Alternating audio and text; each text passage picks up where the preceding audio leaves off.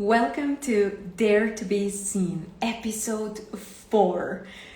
And I am so excited about today and our next guest.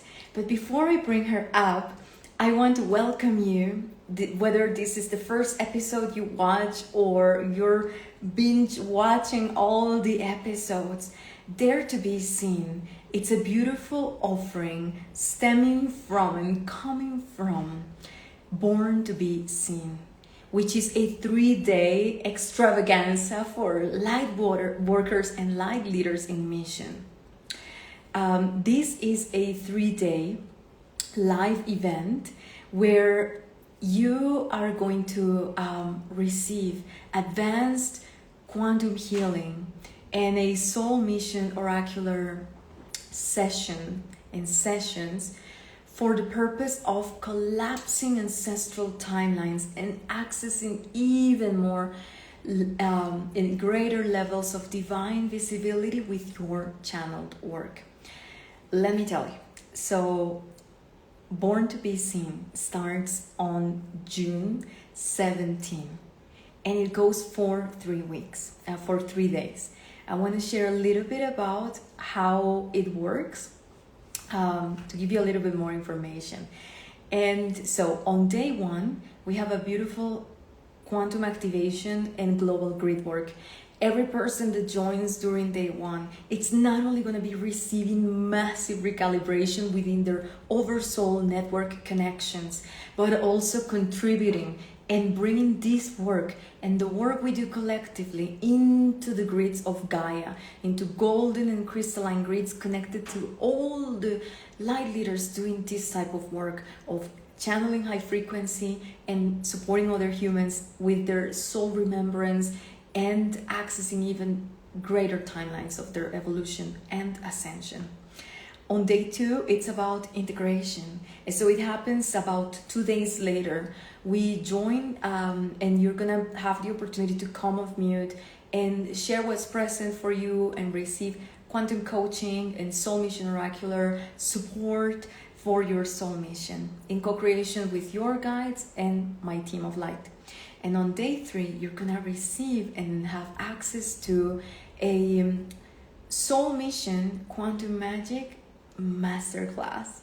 And I'm so excited to be sharing with you that day technologies of the light that are available for light leaders to have our soul missions be more visible to those with matching frequencies and pretty much invisible with those that have non-resonant frequencies. So it's really supportive of the work we're going to do, because in a world where you build safety at a soul level and then you also get to access the highest frequency light technologies that Mama Gaia has made available for us, then it's like, and the game changes so much and it is so much more delicious. And so here we are on our episode 4. Dare to Be Seen is a series of interviews where we bring women who are leading global brands and communities as a result of saying yes to amplifying more their authentic expression in the online world and doing the deep work. These are women who have overcome visibility blocks and ancestral blocks, trauma, you name it, on their path of saying yes to being all that they came here to be. And today we have incredible Lanni from The Soul Factor joining us, and I can see you are here, my love. And let me see. So that you should see a button saying request to join, and that's how you're gonna be able to join. And otherwise, I can also invite you.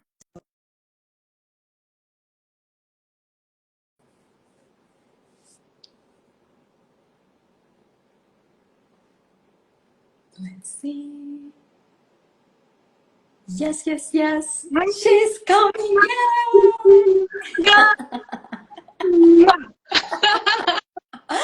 Oh my God, I'm so happy. And we absolutely made it. Guys, you need to know. So, yes. Am I supposed to do something because I can't see you? Should I be able to see you? Yes, you should be able to see me, but we can see you. So maybe just like it's gonna catch up very soon. Yes. Okay. Yeah, we can see your beautiful face. So no worries. Hopefully, well, if you can Um, see me, you trust that I'm here on the other side. yeah, I'm Yes, but we can totally see so you. excited to be here with you, a soul mission trailblazing queen. Yay! Oh my God, I love that title. I love that. I'm gonna take And I'm so, it's epic because this is history in the making. This is the very first time that you are live on Instagram. So Yes, I'm so officially, you're popping my cherry. I love that. I'm so grateful. Well, my angel, thank you for joining us today.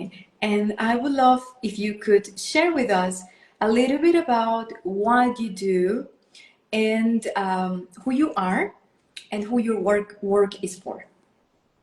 Absolutely. And first off, can I just please begin by saying I feel so grateful to have this opportunity to join you in this interview series, Marga, because you're someone that I've been following and watching for quite some time now, and I feel like your work is just pure light and soul magic, and it brings me so much joy to be able to spend time in your space, in your energy, because your work has been almost like this beacon of light for me personally whenever I've felt like, I've needed a bit of reorientation, because before, like, I met you, I hadn't come across this concept of the mission soul before. But when I read how you explained it, and this is going quite a few posts back, but when I read how you explained it, it was like this gut punch, and I felt it so deeply. And it was such an emotional moment for me, because I realized in that moment that's who I am. That's exactly who I am. And so even something as simple as that definition or that explanation has really been able to bring me into this deeper level of soul alignment with my body of work, with my mission. And I'm just so grateful for you. I love So I that. just wanted to start off by saying that. I love that so much. I'm so grateful. Not just because words of affirmation is my my love language, but but it's like how much the game gets to change when we realize that we didn't got sent here alone. Like there are so many other crazy ones, as I call them sometimes. Yeah. Sometimes, and it's like people sharing the same ideals, values, and really here for the same purpose. And at the same time, not because this is the thing, it's like if you are a mission soul, the journey of remembrance also goes through remembering that you are the mission, that we are the mission, how we feel when we do what we do, the liberation that we find in our work, the calling also, and what's available. Like, yes, galactic technologies, all of this is beautiful, channeling all of this, but also like so much earth codes, co-creation with Mother Gaia. And so I love that little acknowledgement, and also like that you sharing that, even just like in recognizing I'm a mission soul is like, and I really love that. So thank you actually for sharing that, my love. My absolute pleasure. And so, to introduce myself properly, so I'm Lanni, and I am founder and CEO of my mission brand, The Soul Factor. And The Soul Factor came about a few years ago after I had my awakening back in 2021. But I feel like it has really evolved since then, in me anchoring deeper into myself, my purpose, my mission. And so what originally started as a mission brand, I feel has now evolved into more of a movement where it is helping to empower women to reclaim their power, their full soul sovereignty through the process of connecting with their soul, allowing themselves to be activated by their soul, feeling themselves being guided, you know, by their soul, and that the fire that our soul brings in our belly, in our womb, when we feel that she is there holding us and guiding us. And along that obviously goes with being guided and trusting our intuition and really honoring how much deep and infinite wisdom that our body holds for us and is always sharing and showing us.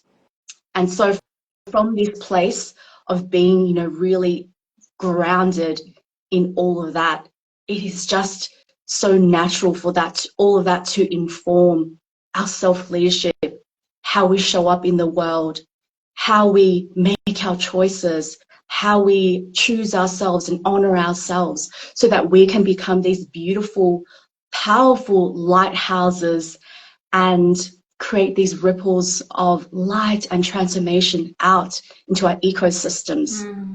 So that is a little bit about where I'm at with my brand and my movement, that I am really consciously starting, you know, to lead.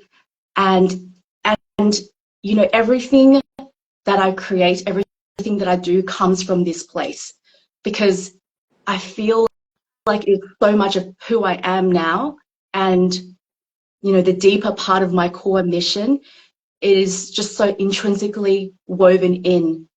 And nothing brings me as much joy to be able to share that with others who resonate with that.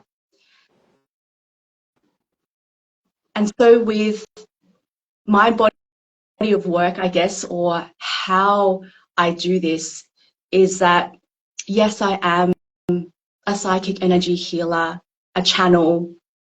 These are the modalities, I guess, that I weave in to create these, you know, these transformations. But what is really lighting me up at the moment is showing up as a soul transformation guide and mentor, helping heart-driven, very heart-driven, soul-centered women to realize that they are here for a deeper purpose. They are here to share their God-given gifts with the world and to help them, guide them through alchemizing whatever experiences, challenges, you know, all the sticky stuff that we have to move through in this 3D world, and to be able to extract the lesson and the wisdom from that, to share that potent medicine with the people that we are here to serve.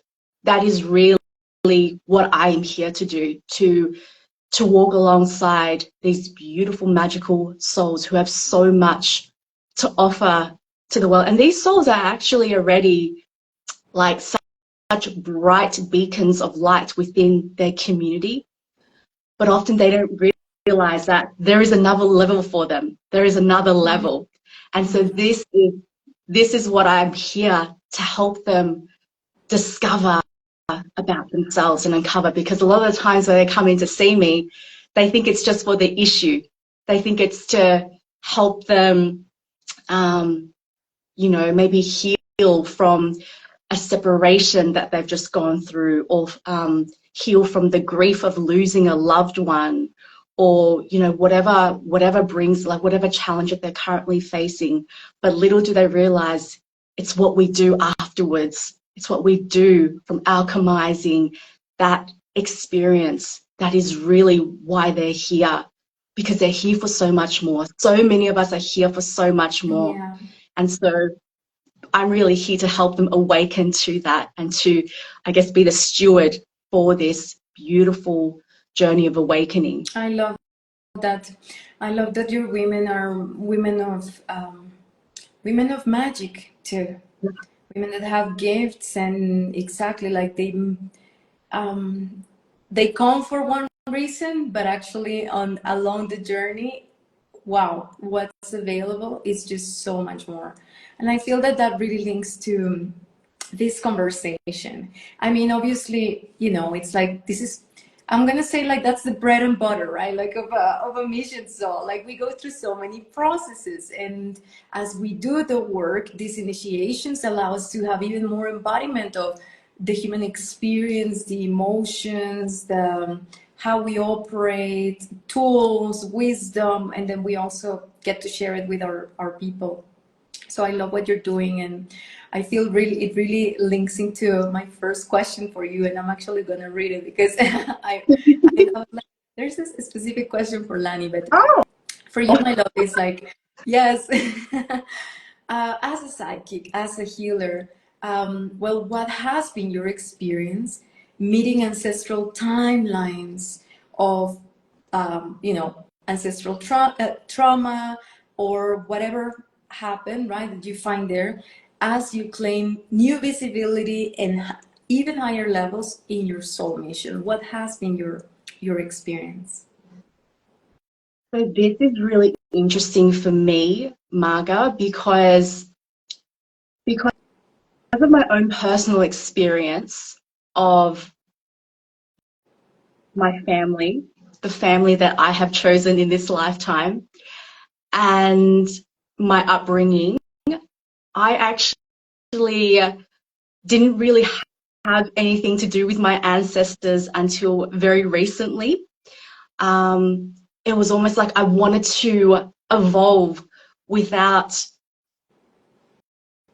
like bringing them along with me. Like I just wanted to go my own way. I just wanted to make my own way because I had such like a difficult childhood with my family. It was very controlling. And so as soon as I was old enough, as soon as I was 18, I just wanted to be on my own. I just wanted to be this free spirit, do things my own way, figure it out for myself, and not have to account to anyone or, you know. And so it's quite interesting that this conversation is coming out around the ancestors because I have had this issue with my tooth. So I have been on this journey of healing my tooth, which has been, I was told, has been fractured since last year, right? It is a tooth that I originally had a root canal on. So the actual tooth is not there anymore. I've got a crown over it. But the root of the tooth is still there, and that is what was fractured. And when I first started exploring what was happening with this, because I always know there's an energetic reason behind anything physical that happens to us, right? That is the way that a healer thinks. Mm-hmm. I learned that our teeth are related to our ancestors. And what's even more interesting is that, so the top top half of your palate is from your the masculine side of your family. So it's my dad's side. And so everything on the right is to do with your like your dad and your mum's paternal lineage.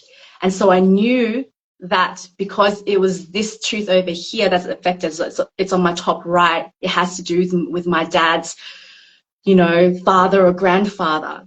And when I started going down this path, this was when I realized that, oh my goodness, I have been trying to, I guess, expand and evolve without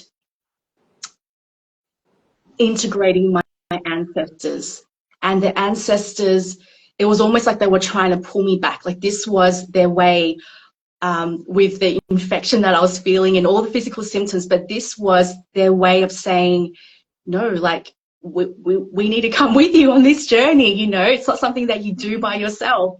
So since then, I have been really trying to connect with them, you know, trying to integrate their wisdom with I guess my growth, my expansion, especially when it comes to visibility, because the visibility is such a big part of you know, any light work or any mission souls journey. It's really our initiation to be able to share what we do with the world, because we're here to create impact. So obviously we need to be visible, right? It is a big deal, like you say, Yes. the visibility. But at the same time, because of, I guess, all of our past experiences, not just from this life, but all the previous last lifetimes that have been stored in our DNA, it is like, and as humans, we are wired for survival. We are wired to stay alive. So anything that feels remotely threatening to our life, to our survival, it's just like we get this contraction to abort the mission, you know, like it's not safe to go there. And what I've realized is by connecting with my ancestors more deeply and even integrating like the Earth Star chakra, because that's not something that I used to do consciously, but now I do. I have felt like they have come in closer around me, like they're standing in this circle around me, and just sending me so much love and comfort. And it's almost like they're raising me up on this platform to go, you are here to be the cycle breaker. You are here to do something that has not been done before in our line, in our ancestral lineage. And so it just gives me this level of conviction when I work with them and when I call them in, that I didn't have before. And it also, I realized along the way, has really helped me to anchor even more deeply into my mission, and to like not take it personally when I think I've shown up, you know, and done something and I haven't received maybe validation, or haven't received like likes, or, you know, like all those things that we typically tend to seek, that makes us feel like, oh, we're being seen. But I've also learned that it's okay. It's okay if your work doesn't, you know, resonate with a lot of people, because that just means that they're not the ones that you're here to serve. And I don't let that take away from what I do anymore. I don't let that mean something about me like I used to. I used to take it personally. But now it's just like I have this extra level of conviction, because I know there is so much resting on this, my mission, and me showing up for it. And when I stay connected to that, and I don't make it about my human, I make it about my work, my mission, this is what gives me the courage and the conviction to keep moving forward. Does that answer your I love question, Mark? I kind of went a bit around the No, world with that. this is incredible. This is so beautiful, because what we're tapping into is like your own experience, your own journey as you go into even greater levels of visibility and claiming more of your soul mission on earth. And there is so much within what you shared. Um, well, first, let me start with like the last piece that you shared with us, which is like the validation, seeking for external validation. So you're sharing with us how like you've been on this journey of, as you heal from your tooth and discover and you uncover this connection with your ancestral lineage, especially from the father's side, then like all of these things start happening. And then like you, interestingly enough, like talk about this piece about the validation, which yes, there is a component here that you are sharing that is like very conscious of, don't make it mean anything, don't let it get to you, you holding yourself.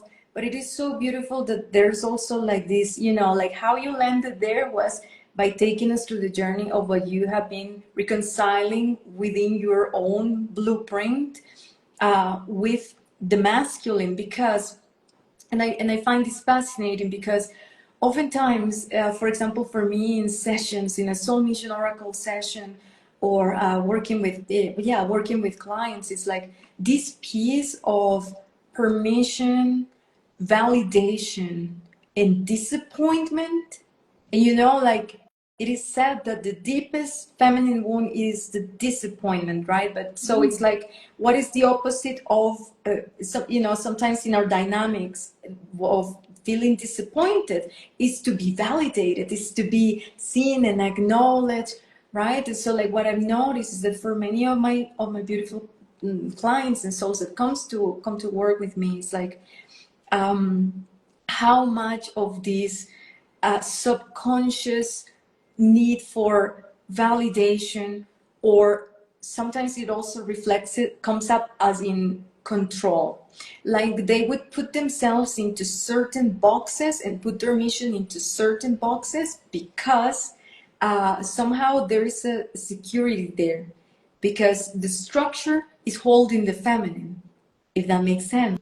Exactly. And so, and when we dig deeper, the lack or the wounding comes precisely from the masculine. So no wonder why you have been seeking, or for them, like they have that subconsciously seek to put themselves into boxes to somehow receive some level of approval or validation. And then when we start going deep into this and finding more soul freedom, it's like there's always like this correlation with the masculine. And so I love that. And of course also what you were sharing, that yeah, because this is it, right? Like when we heal, and you were talking about this at the beginning, it's like when, as you do the work, this deep inner work, you claim the gifts.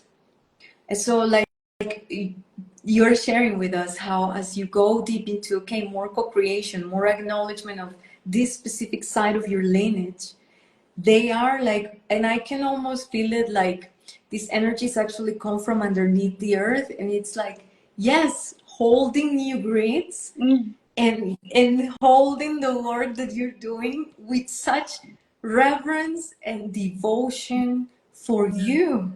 And that is the greatest gift from the masculine. It's like this reverence, this care. So wow, yes, this is so multidimensional, what you are sharing with us. Oh, thank you, Yeah. Mark. I love how you just pulled all of that together. That was, yeah, so, so beautiful.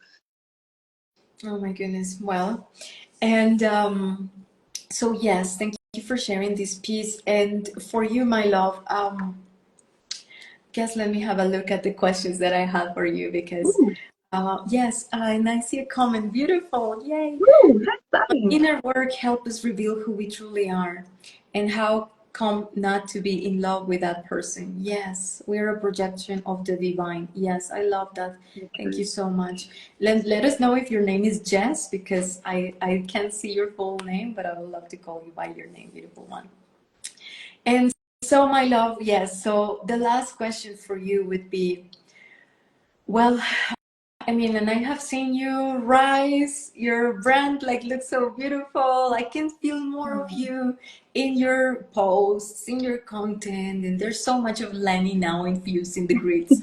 Um, but what would you say? And also for those women who are like, you know, also on the brink of stepping into an even greater level of claiming their soul mission and their soul gifts, what would you say that it's the gift, and it's like, and it has been like for you, like what's on the other side, let's say, like what's on the other side of the work you have done, and how this has impacted your mission, how you feel, how you serve your service, etc. That's a juicy one. So what is on the other side? I feel like it's just greater levels of liberation, of freedom, and a really true self-acceptance. You get to a point where you just feel so comfortable being in your own skin. And to me, like that is your X factor. When you feel so good within yourself, you don't care about coming off a certain way or saying the right thing. It's just enough to be who you are, and that just that feels to me like it radiates from every single pore. And to me, that feels like so magnetic to be in that state, in that frequency. And so I feel like each day as I keep, doing this work and really leading the vision for my mission, I get closer and closer to that point. And just knowing that doing this work is such a privilege. It is honestly the biggest privilege to be able to be in your soul mission and to have that full devotion to it. Because I know I will never go back and do anything else. I will never go back. Just, if someone has said to me like a few times, like, well, what if it doesn't work out? And in my mind, it's like, there's no other alternative, right? I just not even going to consider it not working out, because I trust that this is the path that I'm supposed to be on, that we are supposed to be on if we so choose it. And once you commit and you devote yourself, it blows my mind how each door just keeps opening up as you walk through the previous one. Another door will just open up ahead that you didn't know was coming. And it's just taking you through the most magical journey. And when I look back to where I was 3 years ago to where I am now, I could never have fathomed any of this. Like being where I am now, doing everything that I am. Like I was so unintuitive and not one of those people who were born as, sixth, seventh generation psychics. This is all something that has come into my world in a very short amount of time. But I feel like even though it has been a pretty short amount of time, I have been able to quantum leap a lot and jump a lot of timelines because I have just allowed my soul to lead, to keep leading me. And I've just trusted of like where it's taking me. And I've been so convicted. I've like held my conviction in that belief that I will be taken care of. And there is just so much more waiting for me. So I think, yeah, this is probably what I would say. Just keep holding on to your vision.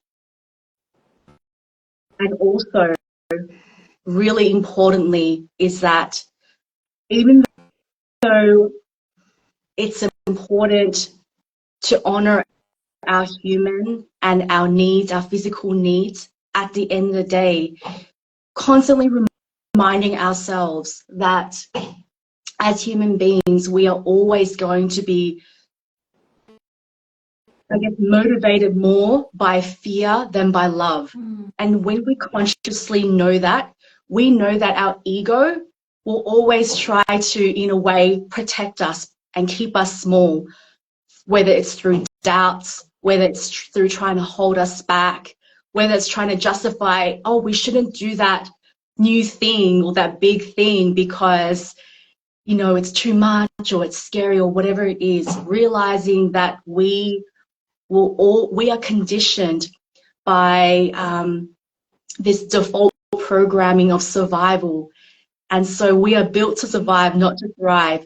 And to continue fulfilling our missions, we really just need to constantly bring ourselves back to that. And so when we realize that, it becomes much easier to separate, that fear, that illogical fear from, okay, this is what I'm here for, and this is what I need to do to keep, moving the needle forward. Yeah. And to keep creating impact in the world. I love that. And that is so, so powerful, because what you're also touching is that the fact that we come with certain programming, we come with certain predisposition, and yes, it is also in our human genetics and in the makeup of our body to hold the imprints of seeking for safety, comfort, wanting to stay safe, aka small, right? Because it's so uncomfortable to grow. And yet, however, it's like, okay, there's like the conscious choosing of love, which is unstoppable, which is abundant, which is a force, but also like this is also bringing up, and for everyone here like watching live or on the replay, this is part of why this event that we're hosting of Born to Be Seen is so massive. Because yes, we have those connections, and the reason why, the biggest reason why we can feel into them and they come up as we step into greater levels of our mission is because we are to tend to them. We are not to bypass them and like, you know, sweep them under the rug or something like that. It's like, as we do the work on those programs, because those programs are connected to energetic grids, every time you work on those, it's like, hello, 7,000 ayahuascas for the whole planet, because we are all interconnected. And so when we do this deep work, we're doing it for ourselves. We're doing it for our collective of light workers with a mission, mission souls, star beings that are here to truly support Gaia. So they can also step into more. So this is massive grid work. And we also do it for those who come. And so like there's this piece of we work on it and we reset the new baseline. Yeah. And then we get to also harvest the gifts, because every time that you unplug from those imprints, and it's like it's like, this is why also that during this event there's going to be like a blood reset in our bloodlines, because that's our contribution. We heal the shit. Let's all ascend into the light. Beautiful, wonderful. But also I came here as this unique algorithm. I am Marga, I am Jess, I am Lanni. And so it's like, from this point forward, what is possible? We get to unplug and dissolve certain connections within our oversoul, because the work is complete. And now what is available? And what is available is, let me tell you, like, you start co-creating with dragon versions of you. You start co-creating with the inner realms of golden Gaia and crystalline Gaia. And there is just so much magic.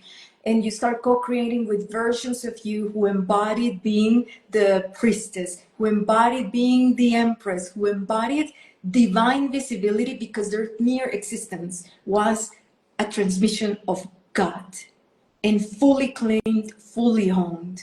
And so like, I love you're touching on all of this. And of course, I'm taking this opportunity to say, whoever is watching, and I know, Lanni, you recently like signed up for, and I'm so happy that you're gonna be doing. I can't wait. Honestly, can't wait. Great work, yes, during the event. But for everyone watching, go to the bio, check out Born to Be Seen, and you need to be there. If you love this topic, if you're ready, because it's not about just the healing part. Fuck healing. It's not healing. It's expanding. It's expanding. It's remembering. We're never supposed to just stay there on the contraction, right? So go into what's next, what's available on the other side, everything that Lanni was describing, where it's like, to the point where it's like, you know, the thought can come, but also the big, you know, your wings are gonna wrap you up, and you're gonna have like your higher selves and your mission selves with you, and you're gonna be like, what are you gonna do? Are you gonna quit? And you're gonna be like, of course I'm not gonna quit. Like, so this is gonna work. This is what I was born for.